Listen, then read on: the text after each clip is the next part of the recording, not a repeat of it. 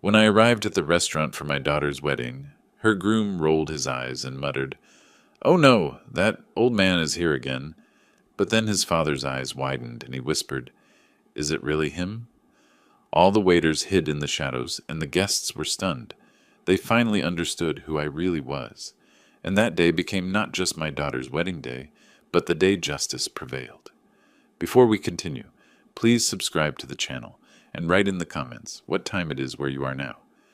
Interesting little place. Bit old-fashioned, though, isn't it? Leland Harrington stood in my doorway, scanning the hardwood floors and vintage wallpaper with the expression of someone examining a museum exhibit.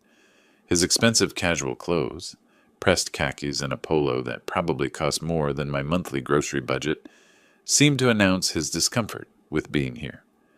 "We like it here," I managed, forcing a smile as I stepped aside to let him in. "Beatrice grew up in this house." My daughter appeared from the kitchen, radiant in her blue sundress, nervously touching her engagement ring. "Leland, you found it okay?" She kissed his cheek while I noticed he barely returned the gesture. "Eventually. GPS had trouble with this neighborhood." He glanced around again, taking in the family photos lining the hallway, the worn but quality furniture my late wife and I had collected over decades. "People of your generation usually don't understand current trends in home design." The words hit like a slap, delivered with such casual dismissiveness that I almost missed their sting. Beatrice's face flushed pink. "Dad's been cooking all morning. Come on, let's eat." I'd spent hours preparing lamb chops with rosemary, roasted vegetables, and fresh bread. The dining room table gleamed with my best dishes, cloth napkins folded just so. Leland settled into his chair like he was doing us a favor, immediately checking his phone. "So, Leland," I began, serving the plates, "Beatrice tells me you work in finance?" "Investment consulting, high-end portfolio management." He cut his lamb with surgical precision, took a small bite, then set his fork down. "Complex stuff. Requires understanding market dynamics that, well, most people your age wouldn't grasp." Beatrice jumped in quickly. "Dad's very financially savvy, actually. He's always given me great advice about—" "I'm sure he has." Leland's smile was thin. "Different generations, different approaches. Nothing wrong with keeping things simple." Simple. As if my life's work was a child's lemonade stand. I watched him push food around his plate, taking tiny bites like he was afraid of contamination. The man my daughter loved couldn't even pretend to enjoy the meal I'd poured my heart into. "This house has such character," Beatrice said, desperately trying to steer conversation to safer ground. "The original crown molding, the bay windows." Leland glanced at his watch. "Could use updating, though. These old places, you know? Outdated electrical, probably asbestos in the walls. When we're married, we'll definitely want something more modern. Contemporary design, smart home features." When we're married, not if. When. As if my daughter's future was already decided, her childhood home already condemned. I refilled his water glass, though he hadn't asked. "Have you two thought about the wedding yet? Any ideas about venues?" Beatrice's eyes lit up. "Oh, yes. We've been looking at—" "The finest establishments in the city," Leland interrupted. "Money's no object, of course. We want something that reflects our status properly." Our status. I noticed he said "our," but looked only at me when he said it, as if establishing dominance over some imagined territory. The fog outside my windows was thickening, typical late afternoon San Francisco weather. Inside, the temperature seemed to be dropping too. I served dessert, homemade apple pie, and watched Leland take one polite bite before abandoning it entirely. "Well," he said, checking his phone again, "I suppose we should discuss the practical details. Wedding planning, guest lists, that sort of thing." His tone suggested we were planning a business merger rather than celebrating love. I looked at my daughter, still trying to keep conversation flowing, still trying to make this work. Her happiness mattered more than my bruised pride, but something cold was settling in my chest, a calculation beginning to form. This man saw us as obstacles to overcome, problems to solve, outdated fixtures to be replaced. He'd made that clear enough. What he didn't know was that some old things have sharp edges when handled carelessly. The conversation was shifting toward wedding venues now, Beatrice mentioning places she'd seen online. Perfect timing for my next move. I know a wonderful restaurant for weddings, I said, clearing the last of the dinner plates. Reasonable prices, but excellent quality. The chef there does amazing work with reasonable prices? Leland's fork clattered against his dessert plate. We're not beggars. The wedding will be at my father's restaurant, Harrington's Prime, the finest establishment in the city. His voice had jumped 2 octaves. Beatrice nearly spilled her coffee. Leland, calm down. Dad was just trying to help. Help? He stood up so abruptly his chair scraped against the hardwood. Your father thinks we need help finding a reasonable venue? Do you understand what kind of insult that is? I kept my voice level, curious. I apologize. I didn't realize your family was in the restaurant business. Not just any restaurant business. His chest puffed out like a rooster defending territory. Harrington's Prime. 5-star dining. We've hosted governors, tech executives, international dignitaries. The wedding industry calls us when they want true luxury. That sounds impressive, I said, genuinely interested now. Whereabouts is it located? Downtown Financial District. Corner of Montgomery and Bush. Pride radiated from every word. My father built that empire from nothing. Started with one small bistro 30 years ago. Now we're the premier fine dining destination in Northern California. Beatrice was shooting warning looks between us, but I pressed gently forward. Your father must be quite the businessman. How many employees does a place like that require? 47 full-time staff. Executive chef poached from New York. Sommelier trained in France. Host staff that speaks multiple languages. Each detail delivered like ammunition. The kitchen alone cost more to build than most people make in 5 years. And you're involved in the day-to-day operations? I handle the business side. Financial planning. Investment strategies. Vendor negotiations. His earlier condescension was replaced by aggressive pride. Someone has to keep the books straight when you're running a multi-million-dollar operation. Multi-million-dollar? 47 employees. Downtown real estate. The numbers were adding up in my head, creating a picture I found very interesting indeed. That's fascinating, I said. I imagine the overhead must be enormous. Rent in that area alone. Rent? Leland laughed, but there was an edge to it. We own the building, bought it outright in 2019. No bank loans, no investors. Pure family money. Pure family money. I filed that detail away carefully. Beatrice had gone quiet. Watching this exchange with growing unease, she could sense the undercurrents here, the way 2 men size each other up, but she couldn't know what I was really measuring. Well, I said finally, it sounds like Beatrice will have quite the celebration. I'm sure your father's restaurant will provide exactly the kind of wedding she deserves. Exactly. Leland straightened his polo shirt, satisfied he'd established proper hierarchy. The Harrington name means something in this city. Quality, tradition, excellence, things that matter. Things that matter. Unlike reasonable prices, apparently. Unlike this old-fashioned house where his future wife grew up happy and loved. I could see he was done with us now, ready to escape back to his world of proper breeding and contemporary design. The meal was clearly over in his mind, even though my homemade pie sat barely touched on his plate. Speaking of the restaurant, I said casually, what kind of cuisine does your father specialize in? New American with French influences. Prix-fixe menus starting at $120 per person. Wine pairings extra. We're booked solid through December. He checked his watch again, more obviously this time. Actually, I should probably head out soon, early morning tomorrow. The fog outside had thickened into proper San Francisco gloom, and I could see Leland was already mentally out the door.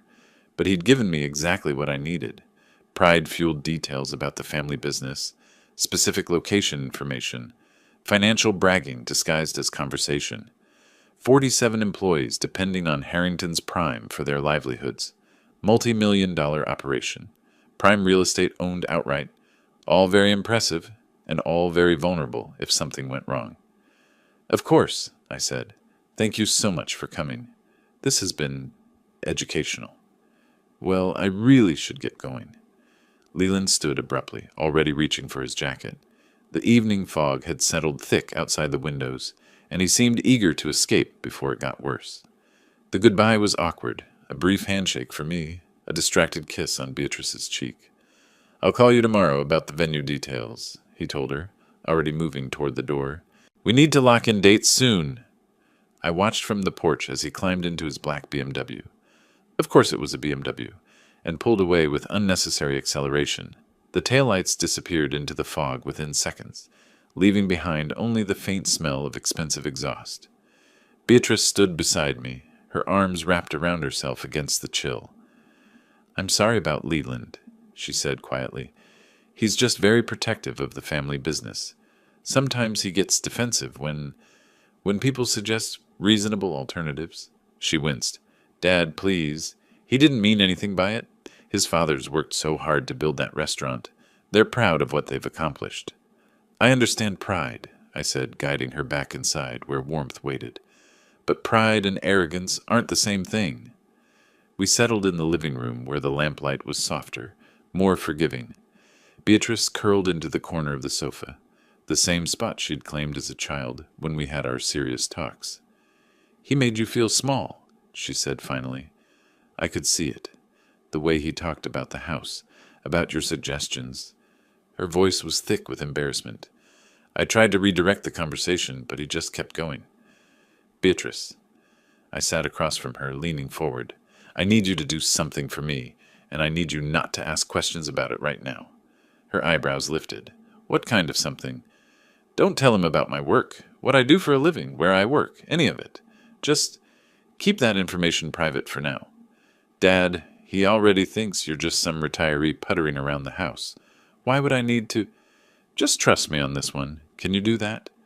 She studied my face, searching for clues I wasn't ready to give. Finally, she nodded. "Of course, but you're being mysterious, and I don't like mysteries. Sometimes mysteries have good reasons behind them." A car door slammed outside, Leyland's BMW returning. Beatrice jumped up to look out the window. "He's back. Probably forgot something." But instead of coming to the door, I heard the engine rev again. Through the fog, I caught a glimpse of Beatrice running toward the street, her blue dress bright against the gray evening. She'd left her jacket inside. I watched from the window as she climbed into the passenger seat. Brief conversation, gestures I couldn't read. Then they were gone again, this time for good. The house felt different with them gone. Larger, quieter, but also somehow more purposeful. I cleaned the dinner dishes methodically, thinking about Harrington's Prime. Corner of Montgomery and Bush, 47 employees, multi-million-dollar operation, family ownership. Leland Harrington thought he knew exactly what kind of man I was. Some simple retiree who didn't understand modern business, who lived in an old-fashioned house and made naive suggestions about reasonable restaurant prices. A man whose daughter had risen above her modest beginnings to catch herself a prize. He had no idea that some old things are more dangerous than they appear. I dried the last plate and headed upstairs to my office. Time to do a little research about the Harrington family business. Just out of curiosity, of course. Just to better understand the empire my future son-in-law was so proud of.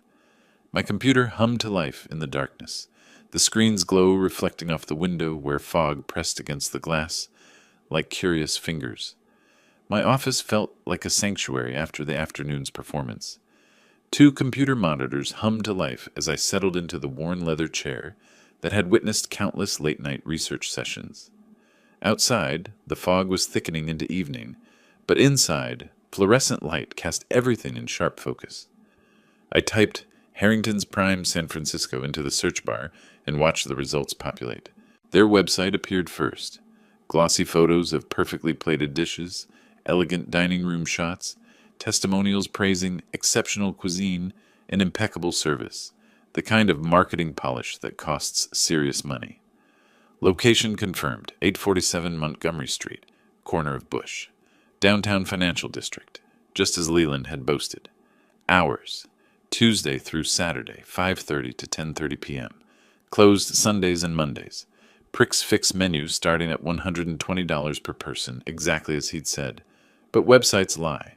Reviews tell different stories.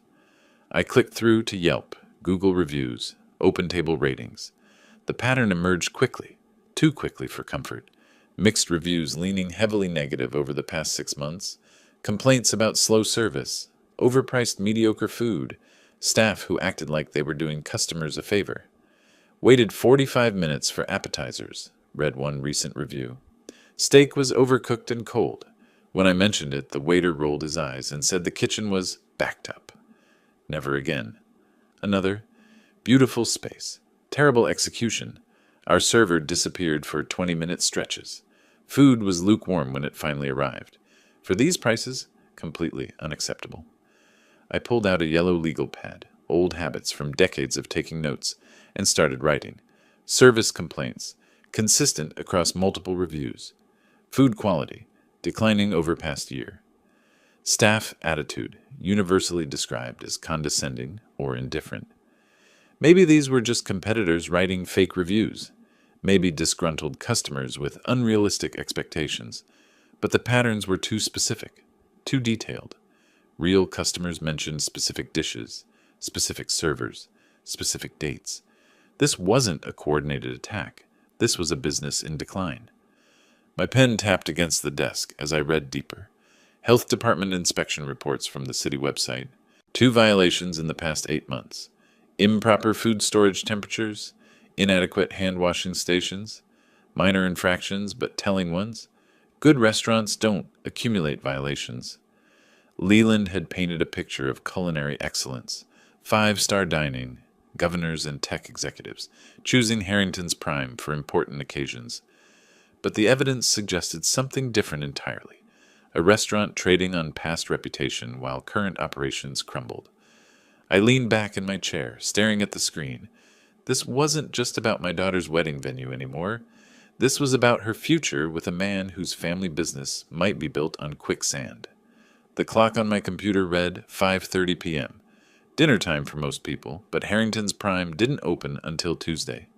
I had 2 days to decide whether to investigate further or trust that the negative reviews were outliers, that Leland's confidence was justified.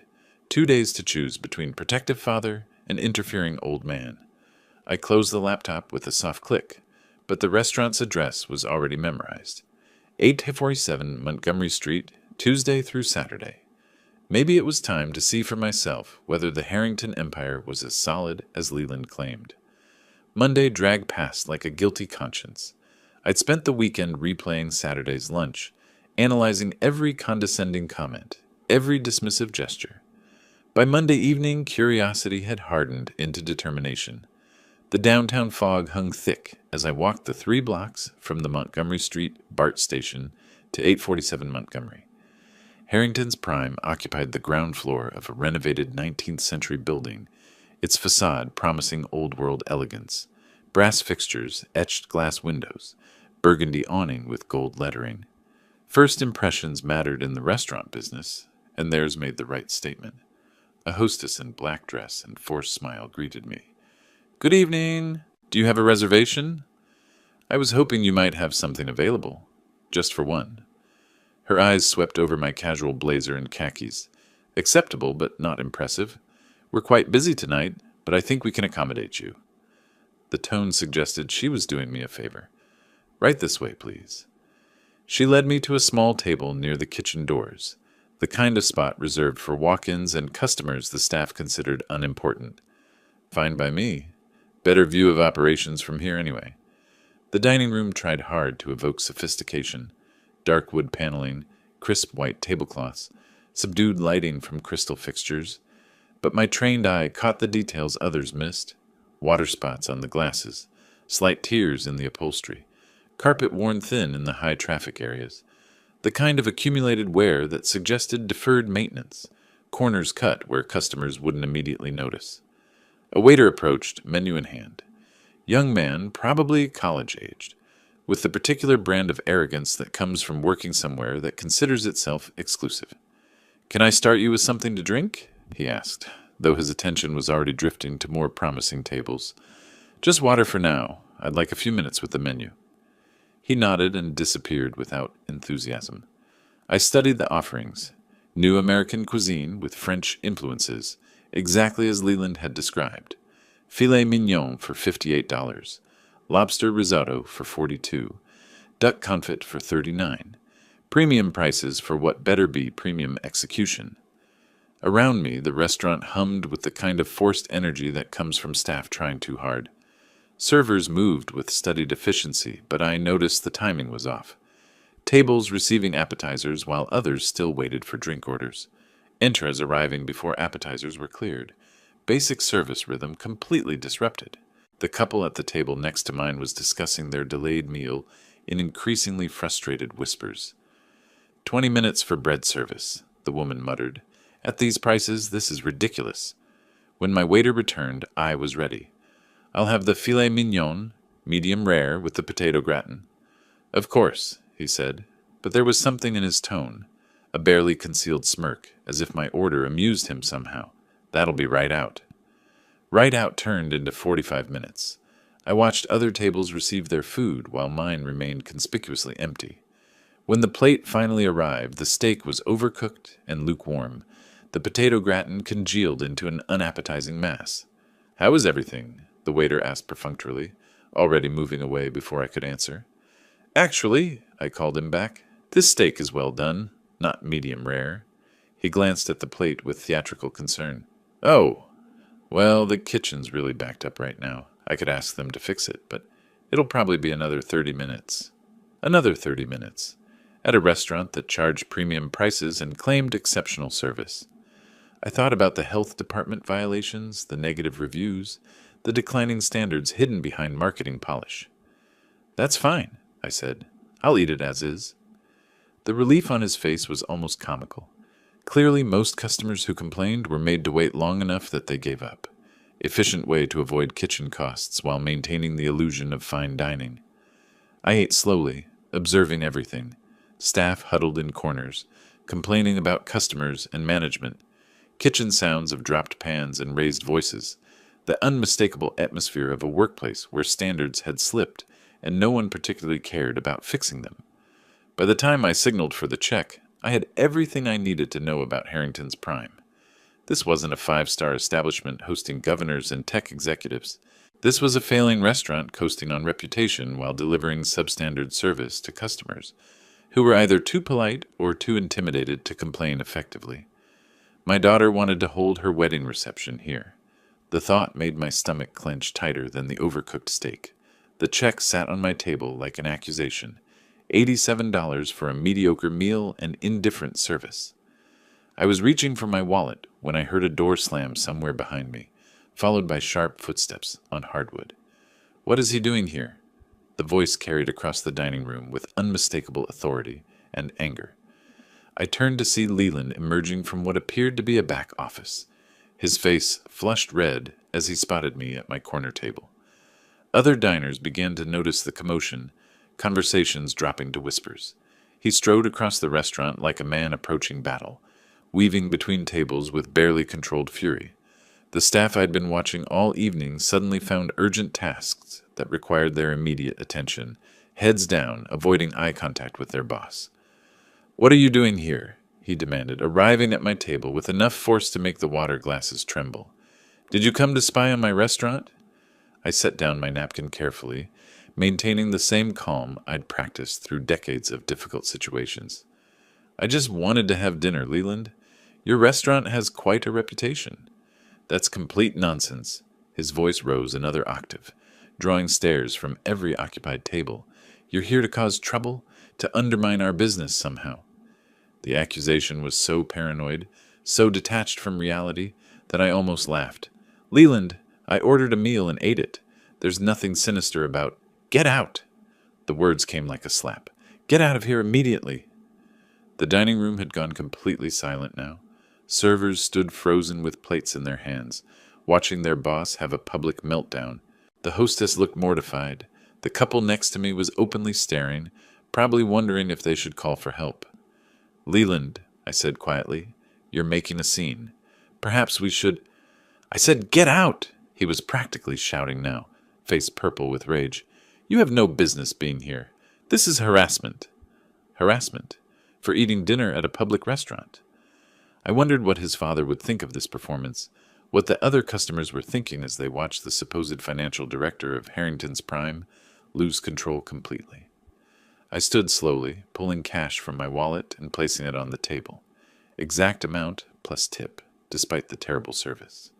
Professional habits die hard, and I wasn't about to give him ammunition by skipping out on the bill. "I'll leave," I said, loud enough for nearby tables to hear. "Thank you for the educational evening." The walk to the door felt endless. Every eye in the restaurant followed my progress, some sympathetic, others simply curious about the drama unfolding. Behind me, I could hear Leland still ranting, to no one in particular, about spies and harassment and respect for family businesses. The cool evening air hit my face like salvation.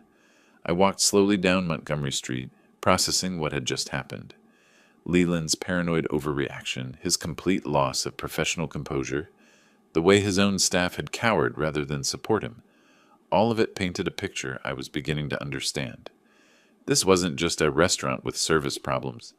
This was a business being run by someone fundamentally unstable, someone who saw enemies in paying customers and threats in reasonable questions.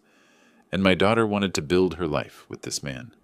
The fog swirled around the street lamps as I headed toward the BART station, but my mind was crystal clear. I'd come here looking for information about a wedding venue. Instead, I'd discovered something much more troubling, a future son-in-law whose judgment and temperament were far worse than I'd imagined. The fog swirled thick around the Montgomery Street lamps as I walked away from Harrington's Prime, my footsteps echoing off wet pavement. Other pedestrians hurried past with heads down, everyone eager to escape the damp chill settling over downtown San Francisco. Behind me, I could still see the restaurant's warm glow, could imagine the whispered conversations about the man who'd been publicly ejected for the crime of eating dinner. Professional humiliation wasn't new to me, but this felt different, personal, raw in a way that caught me off guard. I turned onto Bush Street, letting muscle memory guide me toward the Powell Street BART station. My route took me past 3 other restaurants, a cozy Italian place with checkered tablecloths, a trendy gastropub with craft beer signs, a hole-in-the-wall Chinese joint that had probably been serving the same family recipes for decades. Each one buzzed with satisfied customers, efficient service, the kind of atmosphere that made people want to return. Everything Harrington's Prime pretended to be, but wasn't. The walk helped clear my head, the rhythm of footsteps replacing the chaos of Leland's shouting. By the time I reached Market Street, shock was giving way to analysis. What I'd witnessed tonight wasn't just poor service or one bad evening. This was systematic failure. Understaffed kitchen, undertrained servers, management that responded to problems with aggression instead of solutions. If he treats his future father-in-law this way, what will happen to Beatrice after the wedding? The question followed me down into the BART station, through the turnstiles, onto the train that would carry me back toward home. I'd seen this pattern before in my professional life. Businesses that looked successful from the outside while rotting from within. Pride masking incompetence. Arrogance hiding desperation. Leland's explosion tonight hadn't been about protecting his restaurant's reputation. It had been about protecting lies. The train swayed gently as we crossed under the bay, and I found myself thinking about my late wife. Sarah would have had strong opinions about tonight's events. She'd always been better at reading people than I was, quicker to spot the warning signs that someone wasn't what they seemed. "Trust your instincts," she used to say. "Your brain knows things your heart doesn't want to accept." My instincts were screaming now. Leland Harrington wasn't just rude or entitled. He was dangerous. Not in a physical sense, necessarily, but in the way that weak men with power often become dangerous. Through manipulation, through control, through the gradual erosion of everyone around them. And Beatrice was planning to marry him in 6 weeks. The train pulled into my station, and I climbed the stairs back to street level.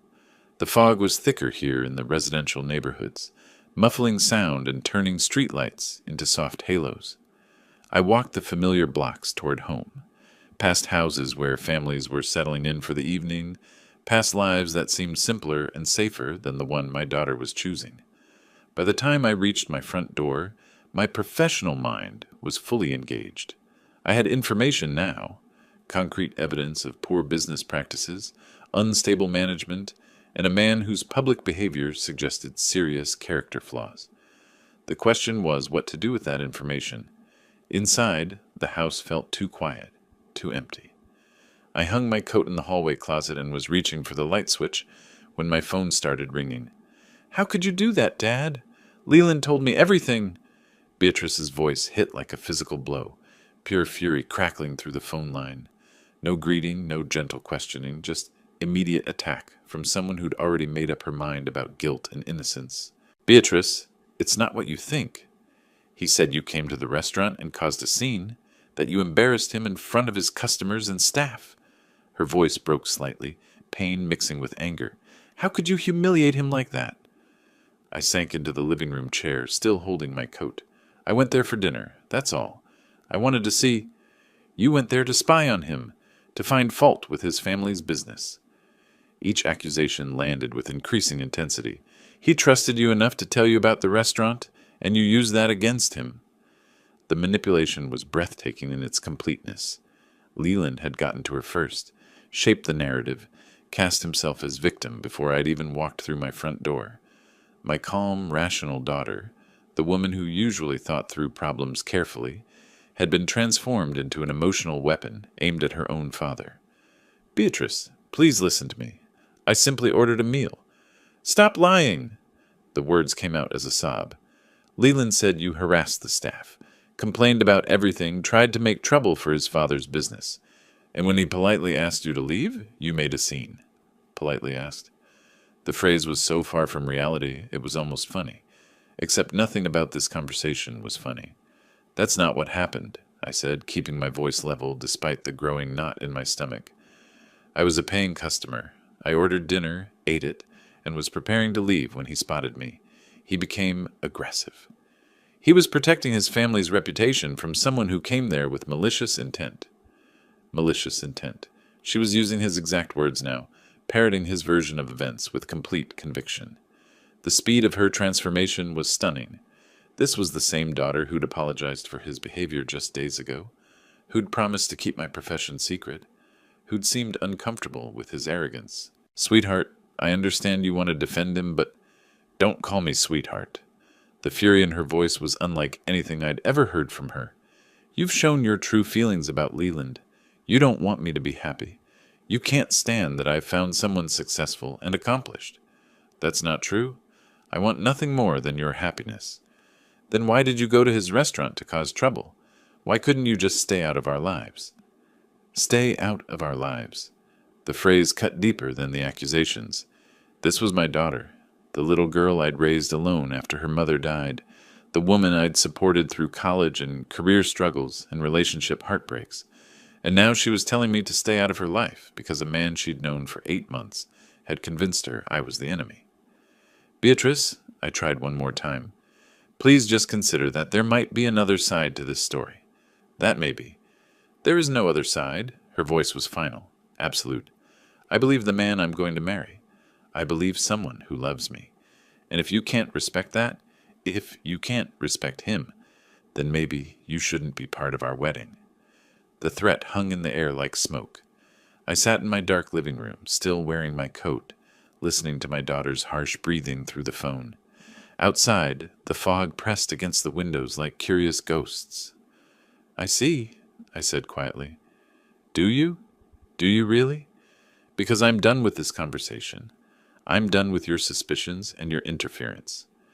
Leland was right. Some people just can't be happy for others' success. The line went dead. I sat holding the phone long after the dial tone faded, staring at the device as if it might ring again with an apology, an explanation, anything that would restore the daughter I thought I knew. But the silence stretched on, broken only by the distant sounds of the city settling into night. Leland hadn't just ejected me from his restaurant. He'd ejected me from my daughter's life. The weeks that followed moved like a slow-motion disaster. I called Beatrice's number 17 times over the next month. Each attempt met with voicemail, each message left increasingly desperate. My texts showed as delivered but never read, electronic messages disappearing into the void of her anger. Beatrice, please call me back. We need to talk about what really happened. Sweetheart, I'm worried about you. This silence isn't like you. I love you. Nothing else matters. But silence was exactly like her when she'd made up her mind. Even as a child, Beatrice could shut out the world when she felt betrayed. The trait that had protected her from playground bullies was now protecting her from her own father. My house felt hollow without her weekly visits, without the sound of her laughter echoing from the kitchen where she'd help me cook Sunday dinners. I found myself setting two places at the table from habit, then staring at the empty chair where she used to sit and complain about work, ask for advice about men who weren't worth her time, plan the future that had seemed so bright just weeks ago, the future that now included Leland Harrington as a permanent fixture. I threw myself into work, staying late at the office, accepting assignments I'd normally delegate, anything to avoid coming home to the silence. My colleagues noticed the change but attributed it to normal stress. None of them knew about the daughter who no longer answered my calls, or the future son-in-law who'd successfully poisoned the most important relationship in my life. 3 weeks into the silence, I almost drove to her apartment, sat in my car outside her building for 20 minutes, watching her windows for signs of life. But what would I say? How do you convince someone they've been manipulated when the manipulator has made you the villain of their story? I drove home without knocking on her door. May arrived with typical San Francisco unpredictability, sunny mornings giving way to foggy afternoons, the city unable to decide what season it wanted to embrace. I was sorting through mail on a Tuesday evening when I saw the envelope. Thick cream paper, elegant calligraphy, the kind of formal invitation that announces important occasions. Mr. Delbert Myers was cordially invited to the wedding of Miss Beatrice Catherine Myers and Mr. Leland James Harrington. Saturday, May 17th, 2025. Reception to follow at Harrington's Prime. Tomorrow. I stared at the invitation, turning it over in my hands like it might contain hidden messages. After weeks of silence, she'd still invited me, either from obligation or hope, or because Leland had insisted, show her father exactly how little his opinions mattered by making him watch her marry the man he'd tried to warn her against. The reception would be at Harrington's Prime. Of course it would. The same restaurant where I'd been publicly humiliated, where Leland had revealed his true nature to a room full of witnesses. They wanted me to watch my daughter celebrate her future in the exact location where her fiancé had shown me who he really was. I set the invitation on my kitchen table and stared at it while I made coffee. 24 hours to decide whether to attend the wedding of someone who no longer spoke to me, to watch her bind her life to a man I knew would make her miserable. 24 hours to figure out how to save my daughter from the biggest mistake of her life.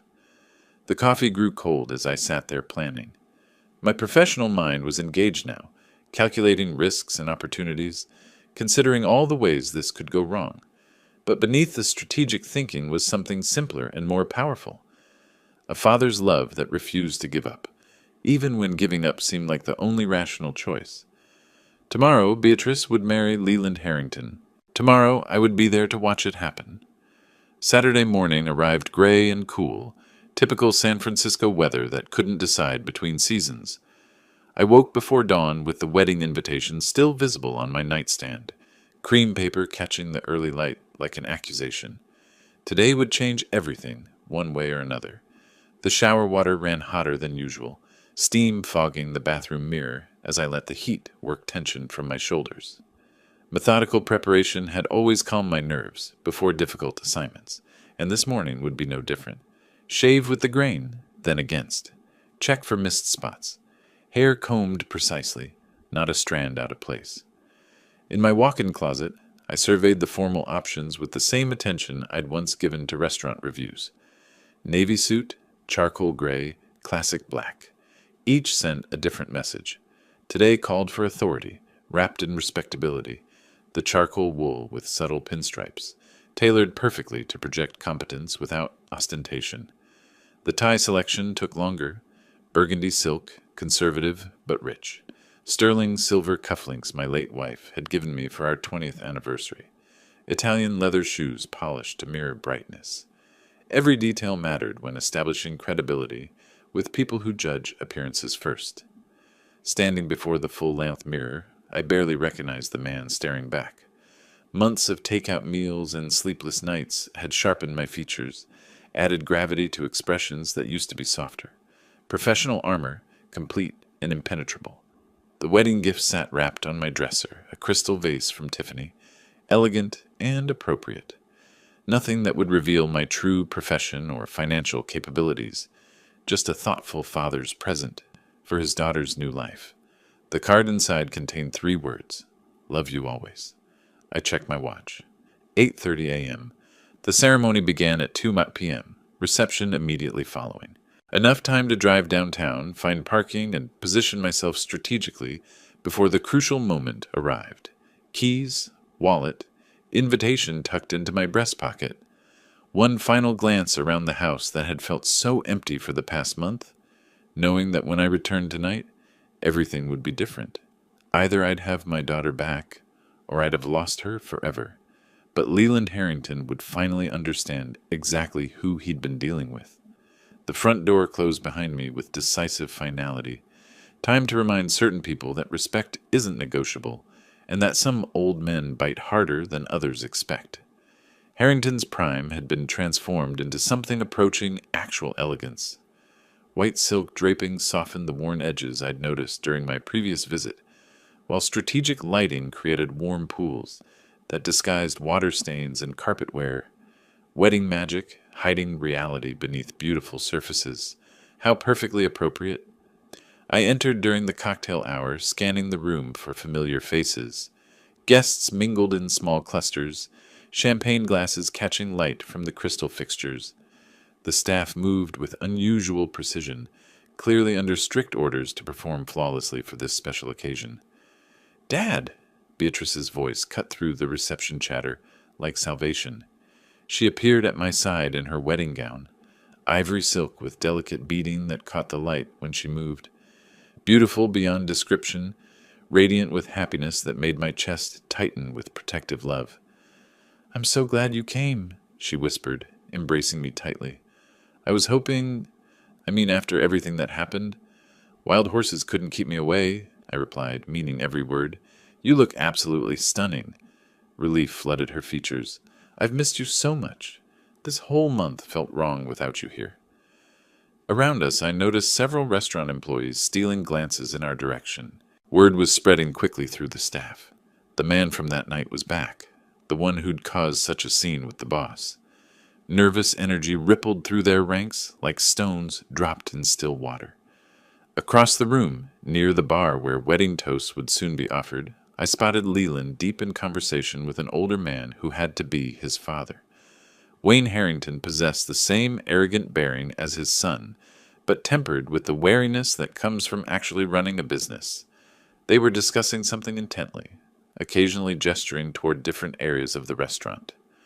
"Oh no, that old man showed up again." Leland's voice carried further than he'd intended, reaching several nearby guests who turned with curious expressions. His father followed his gaze, landing directly on me with sharp calculation. "Is that really him?" Wayne's response held notes I couldn't immediately interpret. Recognition, perhaps, or concern that went deeper than simple wedding guest management. The conversation between father and son continued in lowered tones, but their body language spoke volumes. Wayne's questions, Leland's defensive responses, the way both men kept glancing in my direction with growing unease. Whatever reputation preceded me, it was significant enough to cause genuine worry. I stayed close to Beatrice, playing the devoted father role while observing everything with professional detachment. Staff members whispered among themselves, some pointing discreetly in my direction.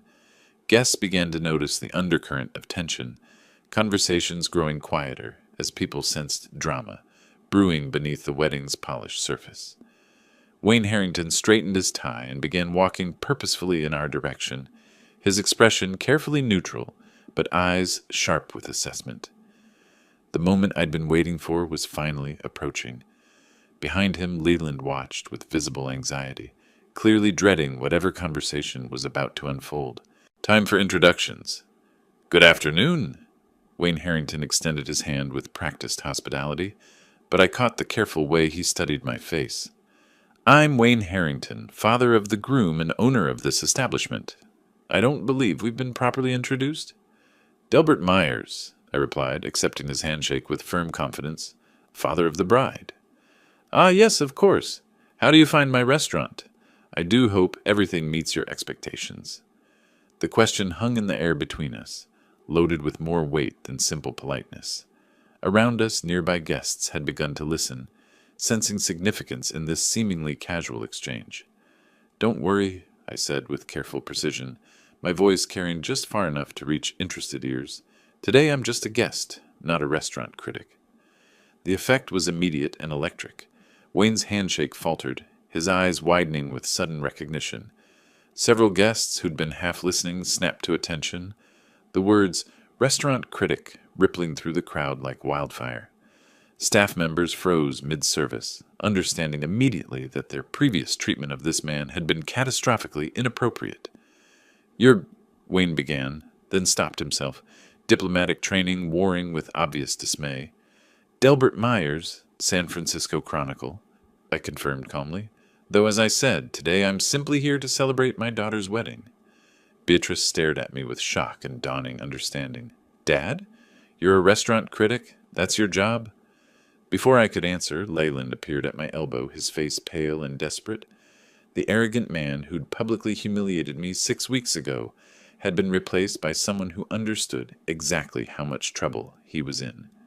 "Please," he said quietly, his voice thick with barely controlled panic. "Please forgive me. I had no idea who you were. I never would have. The way I treated you." "I see." I studied his face with the same clinical attention I'd once reserved for overcooked steaks and pretentious wine lists. "Forgiveness takes time, Leyland, especially since, because of your behavior, my daughter didn't speak to me for a month." The wedding reception continued around us, but our small circle had become the center of attention. Wayne worked frantically to manage the situation with diplomatic smiles and quiet damage control, while staff members exchanged horrified glances about their previous service.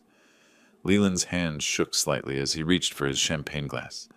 "Whatever I can do to make this right, and anything at all." "What you can do," I said with measured calm, "is treat people with respect in the future, regardless of who they are or what you think they can do for you." Beatrice slipped her arm through mine, understanding finally dawning in her eyes. "This is why you asked me not to tell him about your work. Sometimes it's useful to see how people behave when they think no one important is watching," I replied, watching Leland's face cycle through shame, fear, and desperate calculation. The man who'd called me an interfering old fool, who'd had me thrown out of his restaurant like a common troublemaker, now stood before me seeking forgiveness he hadn't earned. Justice served not through revenge, but through the simple revelation of truth. Wayne cleared his throat diplomatically. "Perhaps we should discuss how to move forward from here." I looked at my daughter, radiant in her wedding gown but finally seeing her fiancé, clearly for the first time. The choice of what happened next would be hers to make, but at least now she'd make it with all the information she needed. If you liked this story, please like this video, subscribe to the channel, and share your impressions of this story in the comments. To listen to the next story, click on the box on the left. Thank you for watching.